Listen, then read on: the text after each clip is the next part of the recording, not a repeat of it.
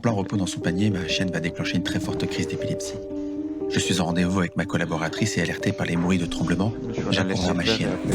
Ce qui se passe est très impressionnant, mais cela fait partie de nos vies. Pour ceux qui ne connaissent pas, laissez-moi vous expliquer comment je fais. Le premier réflexe est de rester calme et silencieux. Les cris et les hurlements ne font qu'augmenter les sons et rajoutera de fortes informations d'un système nerveux déjà bien saturé.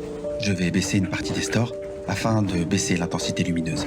Je rajoute, dans le cas de Tsuki, mon pull, mais en veillant à ce que l'air puisse passer, mais qu'elle puisse être dans un maximum d'obscurité.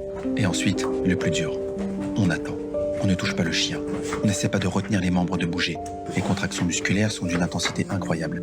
Maintenir les membres n'empêchera pas les contractions musculaires de se faire, et cela pourrait lourdement abîmer les articulations. On ne parle pas, le chien ne vous entend pas. Goût, odeur, toucher, oui, tout est géré par le système nerveux, et celui-ci est absolument défaillant. Après 45 secondes de convulsion, Tsuki semblera revenir à elle.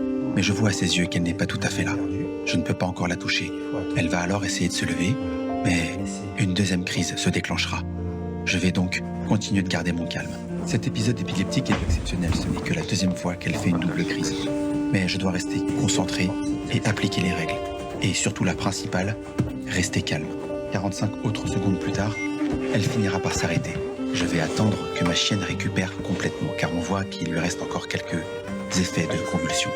J'ai besoin de voir dans son regard qu'elle est de nouveau parmi nous, et surtout qu'elle me reconnaît. Plus je reste calme, moins le cerveau ne reçoit ni ne traite d'informations. Il pourra ainsi plus rapidement et efficacement reprendre le contrôle. Après une minute, ma chérie sera de nouveau avec nous, et je pourrai alors enfin la réconforter et prendre soin d'elle. En vrai, ça doit faire flipper quand même. T'as ton chien comme ça, là, tu sais pas trop quoi faire, là. Heureusement, mes chiens, ils n'ont jamais fait ça, mais je sais pas si après, j'imagine qu'il faut quand même aller chez le vétérinaire pour savoir quoi. Je crois que tu dois noter le temps de la crise. Il faut chronométrer la crise. Dire la crise de ça, je sais plus ce qu'il faut préciser d'autre, mais je sais bien qu'il faut préciser plusieurs choses comme ça pour le signaler à ton vétérinaire. Et ouais, il faut y aller directement après, je crois. Et ouais, c'est pour éviter que ça se reproduise. Je crois qu'il faut peut-être prendre des médicaments ou un truc comme ça, je crois. Je sais plus.